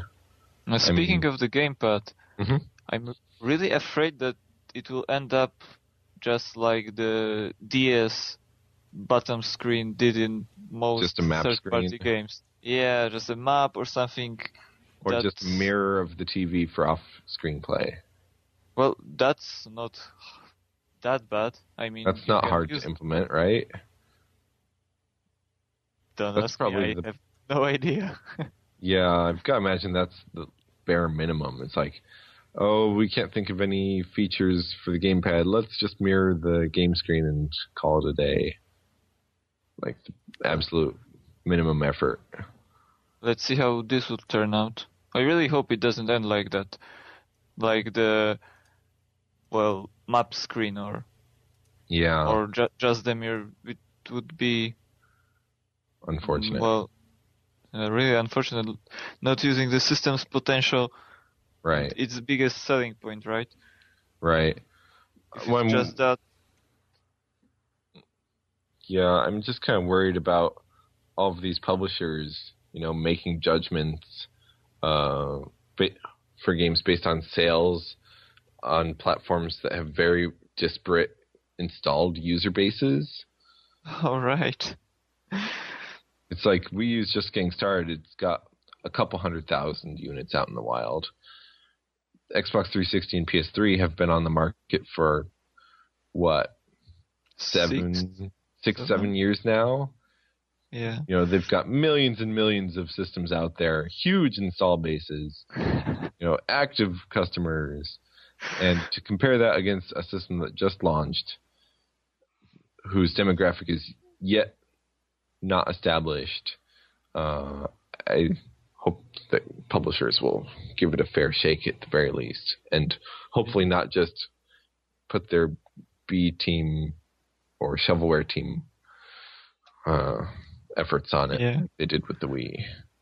Well, one can only hope, right? But Yeah, I know. it's money we're speaking about, so Yeah, Might- money's everything, huh? well, but the problem with the Wii was that it was much weaker than the PS3 and 360, right? So they, even if they wanted, they couldn't port the game 1-to-1. So Yeah, not without down-resing all of your assets. yeah, can't really blame them for that, but well, we'll see how it turns out, right? After that Nintendo Direct. Yeah, we'll see if any good information on upcoming Wii U titles will be in the next few Nintendo Directs.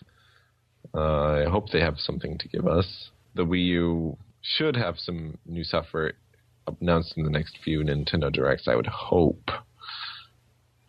Well, we do have Dragon Quest to look forward to, eh? That's Oh, true. right. Forgot about that. Yeah. Instead of giving us a bundle like the rest of the world get, we got a download code for Dragon Quest. Yeah, which we'll have the beta version out like January. Yeah, something like that, right? So that's something for next month, huh? Yeah, but that's for people who own the premium set. Like us. Yeah. You got the Dragon Quest voucher in the Monster Hunter set, right? You sure did, yes. Yeah, that's what I thought. It wasn't really made abundantly clear. It was on the packaging. It is on the packaging. It was on the packaging? It does say on the packaging. There's no sticker like the premium bundle. On the premium bundle, there's a big sticker, right, to say, hey, this Right. is Dragon Quest. There's no sticker on the Monster Hunter pack because it's covered with Monster Hunter. Right. So yeah, no, it is on the side though when it tells you what's in the box. Oh, good. It in small text. In small text. In yeah. small text, it does. By the way. Yeah. Oh, by the way, yeah, you have it. So yeah, no, you've got that as well. So Okay. yeah, that's all good. So have you been playing anything else other than Wii U, Cheesy? Let's see. Didn't you get Bravely Default? I did get Bravely Default, and I am like on chapter 3 now. How is it? Because I've from what I've been reading on Twitter, it's heavily integrated with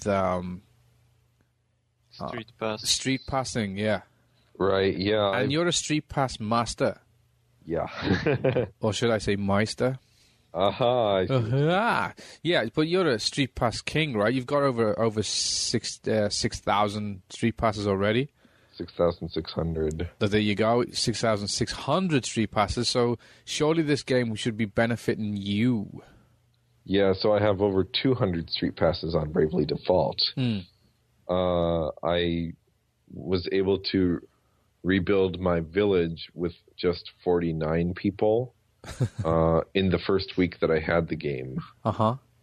Yeah, I almost wish that was done slower or required more people or there were more levels to go through on rebuilding the village, because it seems like, that subplot was just kind of torn through at a super rapid pace. I'm like, whoa, I'm barely out of the first chapter and you're already finished with that subquest. It's like, I thought this was going to take all game. Is that was because you've got so many Street Passes? Right, and I'm efficient at managing my time and resources. So you have to assign the members of your village to rebuild different sections of the town, and each section, be it a shop or unlocking a new area, takes a certain amount of man hours. Right. So you put more people on a project and it takes less time. And if you allocate your resources effectively, you can turn them around onto new projects or developing the same area to the next level Okay. in a time efficient manner and get everything unlocked within a week. So That's cool. But this game, I mean, was this game something that you were interested in before you picked it up, or did you just pick it up because everybody else was? I'd been watching the development for the entire duration. I played through all the demos. Certainly the art style was appealing. Yeah. I liked the art direction. It wasn't another Barbie doll Final Fantasy game. Final Fantasy thing, right? Yeah, that's what I was thinking as well. It was not Final Fantasy looking. It didn't look anything like it. Right, it had a lot of unique character designs, all with, distinct personalities and a variety of game environments. It looked like, the complete overall package. This is a Square Enix title, right? Yeah, and that's not something that we've seen from Square Enix for a very, very long time. Right. So, I mean, is there any kind of a chance that this is coming to the West? I wish I knew. You wish you knew? Though rumor has it that it's going to come to the West under the recently copyrighted title All the Bravest. That sounds worse than Bravery Default. No, it doesn't. Really? Bravery Default just sounds really stupid and wacky and already out there. It does sound really stupid, yeah. Yeah. Okay, so how's the combat? Because I know that in the demo that you saying that it was really slow and I didn't think you were enjoying the demo. Has the game, the retail game that you've got, is it any quicker, any faster? Is it any different from the demo you played? No, it's just as slow and, to be quite frank, a bit tedious. I mean, a lot of times you might wind up entering 12 commands to take out the enemy party all at once. It's like, okay, I'm going to use the Brave command on all 4 characters and then enter 4 commands for each character and then have the enemy party die out really quickly, or, just entering too many commands for what's needed. It's hard to get a feel for that sometimes. So you wind up with a lot of wasted effort, planning out your moves. And each move is very deliberate. It's like one at a time. It's not an active time battle. It's very much turn-based. It goes back to the old Final Fantasy V job type of formula. So it's very much at a deliberate pace. Right. It's very methodical. So that part of the game isn't really my favorite. Right, I was going to say that's not your cup of tea by the sound of it. No, it is for a lot of people, but I know, because Eric's going crazy about this, right? Yeah, it's like his game of the year. Yeah. So yeah, it does have its big fans and adherents. I'm more into the world setting and the story and the character development. And yes, it does go back to kind of the cliche Final Fantasy story of saving the world by restoring the crystals. But that said, each of the scenarios that your party travels through has its own unique tales to go through, its own characters, who are all voice acted and have, really distinct personalities. And the story is told in an engaging way. So that's really the appealing part of the game for me personally. I have trailed off from this game a bit in recent weeks. I don't know. I think I've just gotten tired of the combat system, so I'm taking a break. I want to get back to it, though.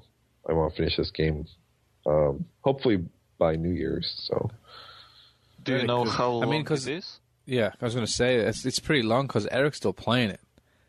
And he's been playing it every day. To get 100% on everything would take 80, 100 hours, something crazy. That's not that bad.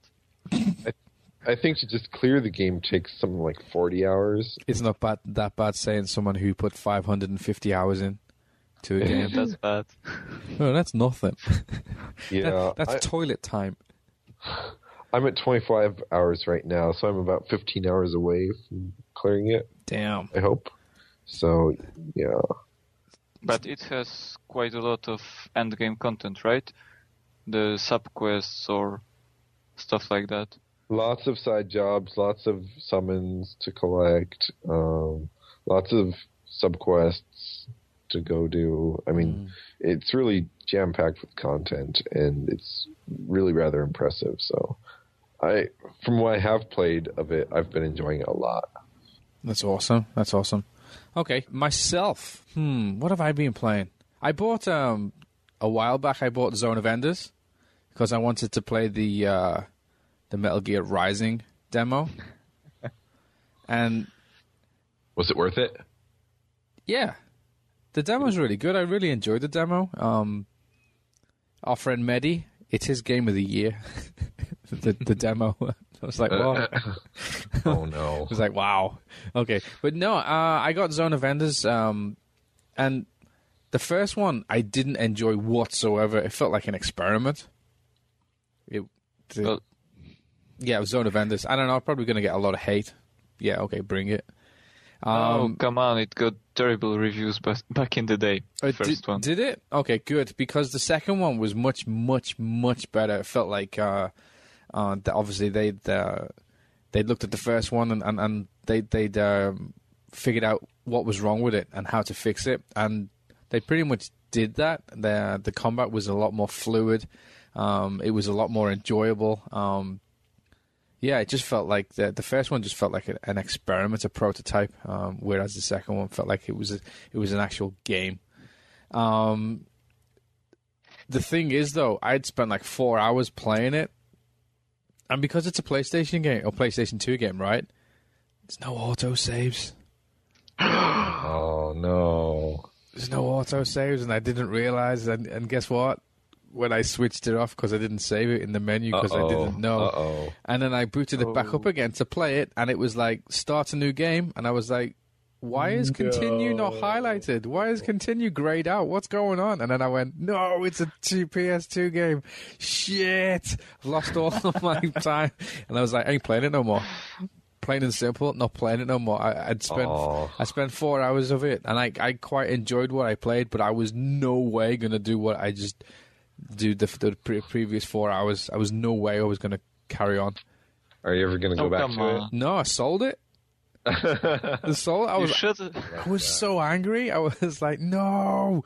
I know it's an up-res of a PS2 game, and it's kind of jarring. Sometimes you've got the like the cutscenes and stuff, and they're obviously PS2 cutscenes, but then it goes into the high def in-game stuff. And the contrast between the two is quite glaring, and it sometimes, it's a bit nasty looking. But the HD, the way they've up-resed everything, it looks awesome. It looks beautiful. The designs, they're great. The combat was a lot of fun. The music, I thought music was a bit repetitive. I didn't quite like it. I wasn't enjoying as much as I thought I would, because I was listening to what other people were saying on Twitter, saying how beautiful and how much ambience there was when you were playing it from the music. But from what I heard was just repetitive music, and I didn't enjoy it, to be honest. And I got a lot of flack for that when I said something on Twitter about it. So yeah. I got bombs dropped on me, but I was like, yeah, whatever. But yeah, the thing didn't auto-save, so I was like, goodbye. Not playing it no more. But obviously I kept the Metal Gear Rising demo, and that was the first thing I played, actually. You kept the demo. Well, the demo, you download it, right? It's a code. It's not like you can sell it. Okay, it's not a disc. No, it's not a disc, no. So the stupid thing I did with the demo is... on Twitter, I went, hey, I've got the Metal Gear demo. Shall I live stream it? And this was before I'd even downloaded it. So everyone was like on Twitter, yeah, live stream it. So this is the first time I played it. Uh-huh. So the first time I played it... right? Sorry? You're lousy, right? Yeah, everyone's lousy. There's nobody... I don't care who you are. There's no way you played this game and beat the end boss first go. No way. Because Mehdi played this 4 times at TGS and didn't finish it. Oh. Okay, and this is my first time. And I live streamed it. And then I put it up on YouTube. And I got so much crap about putting it up there, saying, you're the worst player in the world and stuff like that. And I was like... you played this out the box first thing without never ever playing it before. Let's see how far you get, you know? So I was just constantly getting just crap on YouTube and stuff. regarding the gameplay, and is it still up? it's still up. Yeah. Oh boy. I'm not going to take it down. I don't care. I mean, it was my first playthrough through it, and I decided I'd like to share it with like people I know and people who follow the site and listen to the podcast. I'll share my experience. First time. Mm-hmm. Let's go. So yeah, I did that, and I really enjoyed it, and it made me go back and play it again and again and again and again until I could beat the boss no problem. And since then, I put up I replayed it and I re-recorded the demo, and I upped another playthrough from start to finish, finishing the end boss. But since then, I got better again, because then I realized you could do something else with the boss. The boss is it's Spoilers. like. Yeah, well, it's not a spoiler, is it? It's just one of the boss characters. It's like a dog with a chainsaw for a tail, and yeah, it's pretty cool. It is hard. It's pretty awesome, and yeah, he's got a chainsaw for a tail, and he's pretty vicious with it. He likes to swing it and stuff. But I noticed when I was playing it that just before he attacks you, his eye glows red. It's like bing. So It's like Punch-Out. Yeah, so you see it. It's not very noticeable. You've got to really be looking for it. But I noticed it, and then you can parry. So I think you push up. So basically, when you see his eye light up, which means he's about to attack, you can parry that and then attack him. Basically, doing leg sweeps and stuff like that and slides. But I realized that after I'd already put the second video up, and I was like, I ain't doing another one. It's like, but no, I really enjoyed it. It's a smooth 60 frames a second. I think it looks gorgeous. Some people saying they don't like the look of it, but it's 60 frames a second, so it's so fluid and it's so fast. Getting the combos together is pretty satisfying. Sneaking up on the characters to like do stealth kills is quite amusing, because they're dumb as hell. They're the stupidest people you've ever seen. So I mean, you could kill somebody right next to his friend and he wouldn't notice you. Oh. I mean, quite literally right next to him. I did it. I think it was on the video as well. I killed somebody who was standing next to his friend and he didn't notice. Oh. So I killed him as well. So, but yeah, I mean, the first YouTube video I've got, there's over 161,000 views. Wow. So, yeah, so it got quite a lot of traffic, but there's so many people giving me crap on it. It's quite funny. Just when I was waking up every morning, there's like over 100 emails I'd get from people who had been commenting on the video. Like, and I'd sit there like in traffic jams while driving to work, just reading it, just laughing at what people are saying and how much crap they're giving me. So, but I didn't care. It's definitely a day one purchase for me, because it's an awesome game. It's it's a lot of fun. Is this something that you guys would play? Action games? I've played during the TGS and I really loved it. I don't like the MGS franchise as a whole. Oh god, don't say that. Medi will kill you. I'm sorry, but I really suck at stealth games, so yeah, but I really loved the demo. Got the Vanquish vibe from it. Yeah, and that's right. Important piece of information: the demo about which we're talking about now is going to be released on the Japanese PSN tomorrow, so everyone can play it. Everybody can play it instead of that's another thing. Can I download the demo, please? Can you give me your password and stuff so I can download? I was like, what? No, not so much. No, thank you. But yeah, so I really enjoyed that. I'm really looking forward to it. So much so, I've already pre-ordered it. So there you go. So yeah, there's that one. I did play X Troopers. This came out on the PS3 and the 3DS, and it looks just as good on the 3DS as it does on the PS3. Which means it's a 3DS game that was simply ported, right? Pretty much, yeah, because it feels like it's made for the 3DS. Yeah, the stages and stuff, and it's perfect. It sounds, from what I've been listening to, it sounds absolutely perfect for online. For handheld play, because the levels are really short. They're about between 5 and 10 minutes per level. Mm-hmm. So I mean, for a handheld, it's great. It's like a bus ride, a train ride, or whatever. You can play it and get off, and it's not like time consuming. You're in and out pretty quickly. Mm-hmm. On the PS3, it's exactly the same. It just looks so good. I mean, the presentation is ridiculous. It's just so good. This thing, because it's based in the Lost World, Lost Planet. Lost World. Good. Lost Planet. It's based in the Lost Planet. So yeah. So you think this is not going to work, but in the form it takes, it does. It really works really well, and it not only does it look good, it plays great. The soundtrack is amazing. The music is awesome. You can collect music throughout the game by completing stages and stuff, and yeah. So you actually unlock soundtracks as you progress through the game, which is really cool. You unlock characters' costumes and stuff throughout the game. You can with your weapons, you can upgrade your weapons through items that you collect when you kill bosses or just kill enemies. You constantly picking stuff up that they're dropping on the floor. And it just makes the whole game so much fun to play.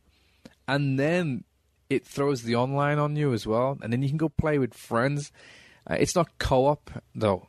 This is like battles with monsters and stuff like that. But playing cooperatively with like 3 other people, this is 4-player co-op, is so much fun. It's a blast, especially when you've upgraded your weapons and your armor and stuff like that, and you've got like 3 or 4 bosses on screen, and like everyone's like everyone takes like a boss, and they go away and they try and defeat the boss, like separately or as a team and stuff. But it's just so much fun. It's it's a blast. I really, really, really had a lot of fun playing it, and I'm really sad to find or hear that the it doesn't look like it's going to go to the West, because the text is apparently it's hard coded into the game because of the style, right? He said it was not planned for Western release. You can tell this because all of the text is hard coded as actual art. The text isn't just standardized text that could be swapped relatively easily. To localize a release, one would have to redo a ton of art in the game, not just do the localization and localization QA, which smacks of really poor planning. Yeah, because this is a shame, because this is a great game. I mean, why would you go down that route? Well, I think they've gone down that route simply because it's a style. That's no excuse. I think that you would always want to leave the door open for... Can't they just like put subtitles over the top of it? just leave it in Japanese, because it's a Japanese game, and whoever plays it is going to know immediately that this is a Japanese game. There's no 2 ways about it that you're playing a Japanese game. Just throw subtitles over the top of it. Keep the Japanese there. Keep the voices in there. Just throw subtitles over the top of it like a cheap foreign movie. What do you think, Hasemo? Yeah, I think that maybe they've predicted that the game would sell as bad as it did, so they didn't really bother.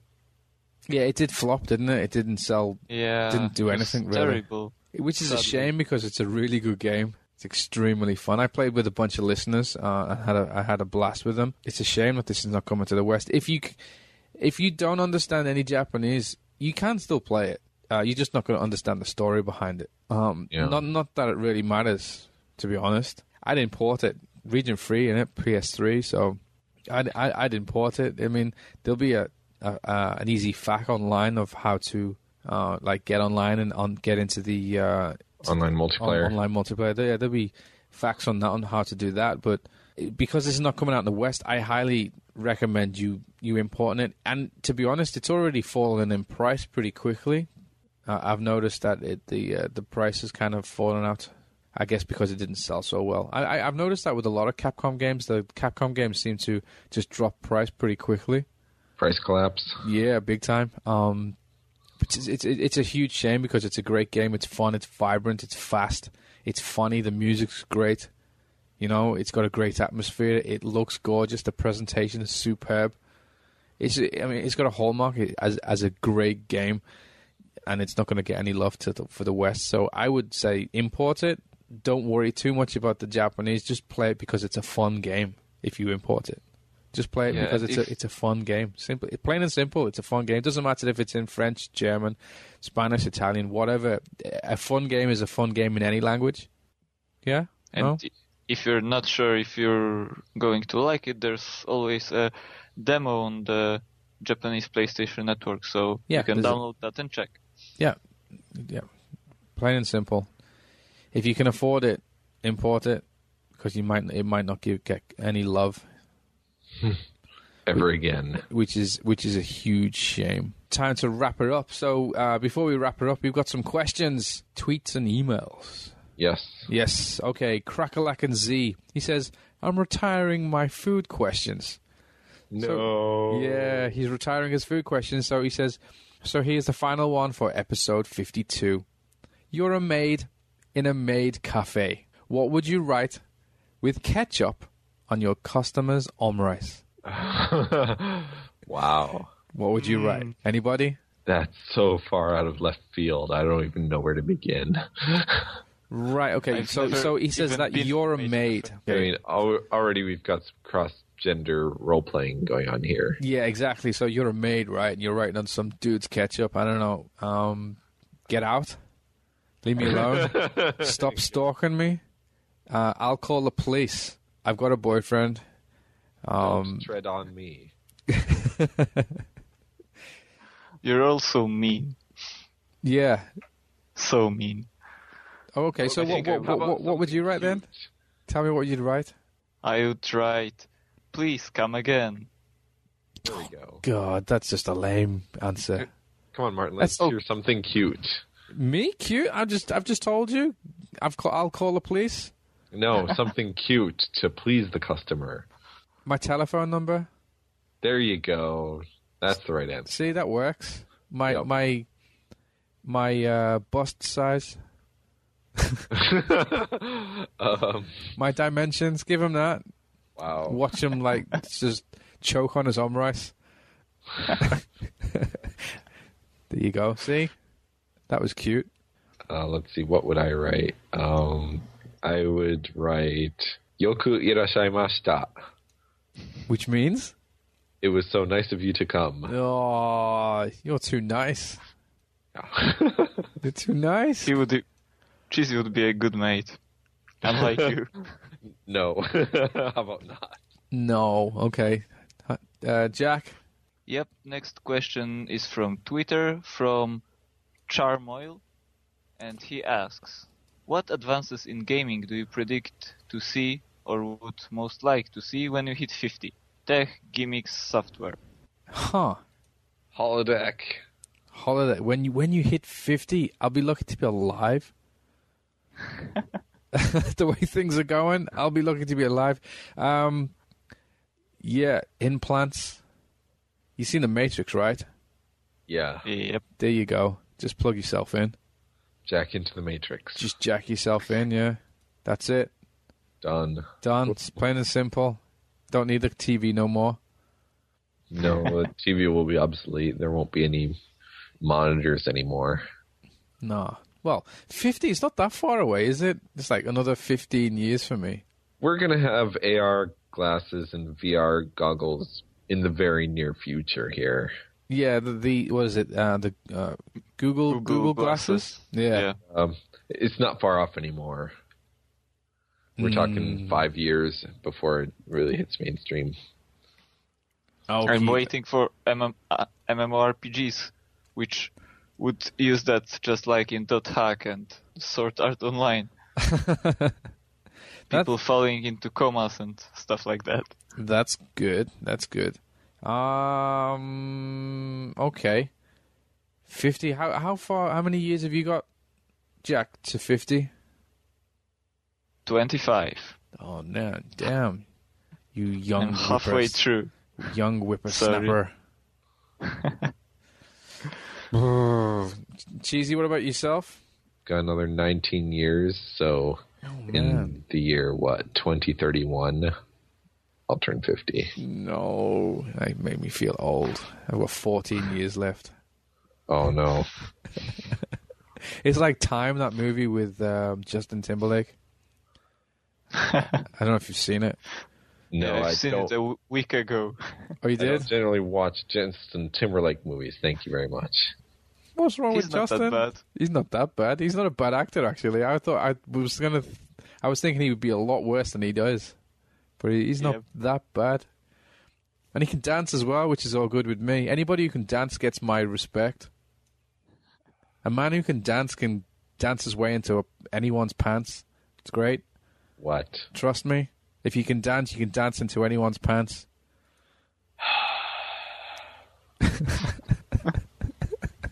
It's true. Moving on. Moving on. Do the Running Man. It gets everyone going. Yeah, okay. Oh, wow, look at this one. This one's from Hasemo. I don't know. Do you know this guy?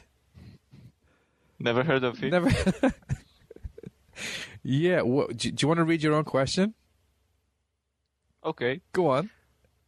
Okay, my question was, Ah. are you guys going to give a chance to Final Fantasy XIV 2.0 when it finally comes out? Give it a chance. I don't think I ever dismissed it in the first place. Well, you might have dismissed the Final Fantasy XIV as a whole, right? Because, well, it's still technically the same game, I think. I have no idea. I No, mean, the whole- I haven't played it simply because it was on a PC, right? Right. Oh, And I don't play games on PC. Me neither. Kind of plain and simple. My PC is for work. Right. That's it. My PC is powerful enough to play games, but I don't. I use it for work. It's plain and simple. I'll play it when it comes out on a home console, when I can sit on my couch with a controller. I know you can sit on the couch with a PC as well. I know that. But no, I want to play on a home console. So yeah, I'll give it a chance. Just like every other game I play, I'll give it a chance when it comes out on a home console. Yeah, how about you, Cheesy? likewise, my PCs are never up to snuff for any sort of gaming, so I've been waiting for a PS3 version to inevitably come out. They kind of skipped the PS3 on the original iteration when it became clear that it was not going to be something that was workable. So just been sitting, waiting.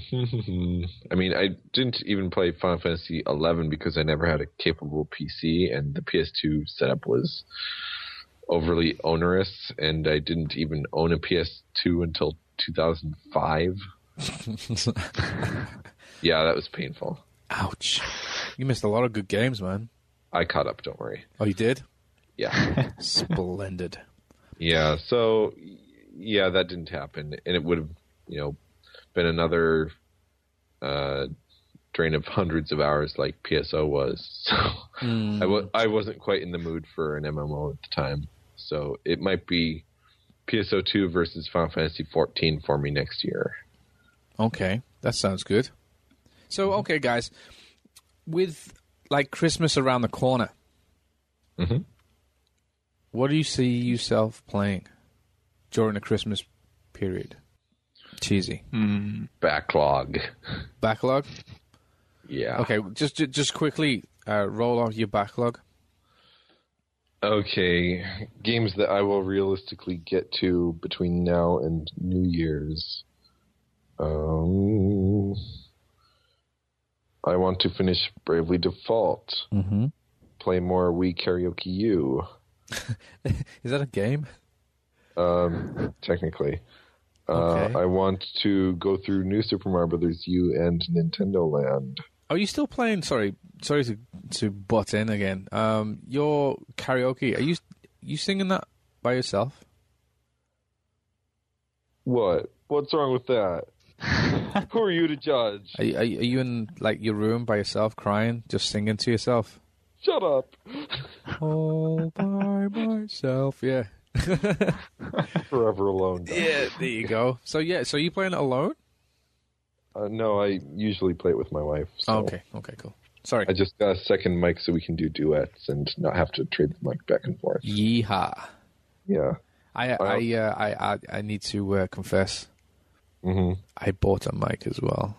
One of us. You. Yeah, what have I done? I hate karaoke as well, by the way. I don't like listening to songs I enjoy being butchered. You know? Like so people you look like. yeah, I just don't like listening to people who think they can sing. But when it's you, I don't sing. well, you're going to sing anyway. Well, I bought the mic for my wife and my daughter because they want to sing. Huh? So he says. Whatever. But yeah. So, anyway, where was I? Backlog. Yes, I want to go through New Super Mario Bros. U and Nintendo Land. Mm-hmm. I want to finish the story mode in Dead or Alive 5 and maybe play some online matches that I will get utterly destroyed in. You just want to get all the bouncy. Yeah, you just want to see everything bouncing, right? If I wanted that, I would actually go back and play Senran Kagura, but you don't see me doing that now, do you? I don't know. 3DS doesn't tell me what you're playing. Sure it does. It has a log feature. No, but like everyone else doesn't know. No, it's... unless I street pass you and you go, look, he's playing the booby game. Yeah, it's not been getting any playtime because it was pretty underwhelming. Yeah, that was sold. Yeah, I don't sell my games, so maybe I'll go back to it someday, but it's not on my top priority list that I'm rattling off now, which also includes Harmonite. Ah, yes. I got to like the middle of the second world and kind of trailed off. But I every time I've played it, when my daughter gets home, she likes to grab the 3DS and play some games. Mm-hmm. And every time I played it and got like so far, I come back to play it again, and my daughter had like deleted the save and started her own. Oh no! But she's done it like 5 times. There's only one save file. Well, she just overwrites it or whatever. So I don't know what she's doing, but like it's happened like 5 times, and I'm like, I ain't never gonna finish this. It doesn't matter anymore. I'm never gonna play it. Time to get her a 3DS of her own for Christmas. I've just spent too much money already. There's no way she's getting one. You can always donate me one if you've got a spare one. Anyways, some more Jackie, what are you playing, or what are you going to be playing then during the Christmas season? Got one more game. Okay, go on. Sorry, beg your pardon. I also got Assassin's Creed 3 on PS3. Ah, that's a Western game to talk about then next. Sorry. No, I'm joking. I'm joking. Well, I'm going to play PSO2 probably. But aside from that, I think I'm going to try and clear Dark Souls. It's a Japanese game. Oh, yeah? Wow. Because I got really hyped. Do you like to punish yourself? It's not that hard. Famous last words. Yeah, but I got really hyped up because of the trailer from the VGA, the Dark Souls 2 trailer. Okay. Looked pretty sweet. And I think I might clear my Vita backlog, the Ys and Persona 4 the Golden, and maybe clear that Phantasy Star Portable to Infinity. It's like 40 hours or something, so piece of cake. Piece of cake. That's about it. Yeah, sweet. Okay, myself, probably going to go pick up Yakuza 5 and play that over the Christmas holidays. All you just want for the Kyabakura girls. Shh. Don't tell anyone. No, I like it. I've always liked the Yakuza series. I've played all of them.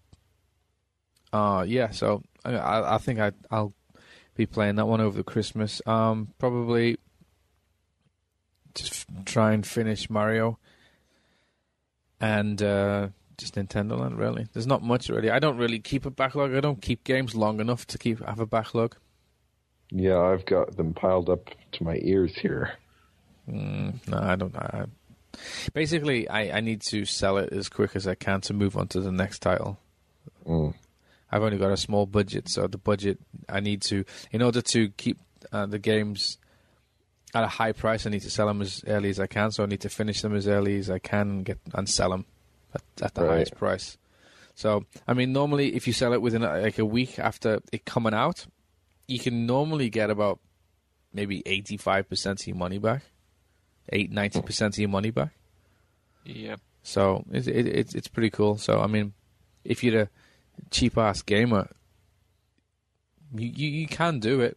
You just gotta like play it, hammer it, get rid of it, buy the next title, hammer it, get rid of it. So you can do it, but you've got to be quick with it. So it's pretty interesting. Anyways, I think we should wrap it up and say goodbye. Yes. Okay, so if you want to get in touch with us, you can get in touch with us on the Twitter, and my Twitter is DJmizuhara. Cheesy? Cheesemeister 3K. Okay, Jackie boy. Mine is Hasemo. You want to spell it? It's Hasamo. Lovely. Oh, yeah, I was going to say, thank you, Cheesy, for reminding me. Stealth messaging. Nintendo Network IDs. Cheesy, you're already full, so follow. Yes, so follow me on Miiverse. My Nintendo Network ID is Cheesemeister. Cheesemeister. Wouldn't have guessed. Imagine that. Imagine that, eh? Oh my God, you were brave, right? You dropped the 3K. Well, I never wanted the 3K to begin with. Oh, really? But it's that middle-aged housewife who also goes by Cheesemeister who took it first. Oh, there's a middle-aged housewife? Why don't we just get loads of people to bombard her with abusive messages and say, get off? No, I'm not that evil. Oh, come on. I steal presents from my brother. I can do it. Anyways, yeah. Oh, Jackie boy. Yep. Jackie boy. Yep. Yeah. You misspelled your Twitter handle, right? Yep. You silly boy. Would you like to? That's me. Would you like to try again? Yeah. That would be nice. My Twitter username is Hasemo. Are you sure? Yes, I'm sure. Thank you. Good. I'm DJ Mizuhara on Twitter and in Miiverse and on PS3. So yeah, same.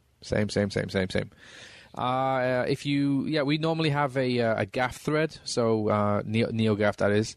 So that's our little home, as is Retroids.com. We also live there. So if you want to talk to us, there's a bunch of ways to get contact with us. Also redsungamer.com, which is where we post the podcasts. Anyways, so thank you guys for coming on. Thank you. Thank you very much. This was episode 52 of Red Sun Gamer. Let's go to some of this. Let's go to some of this.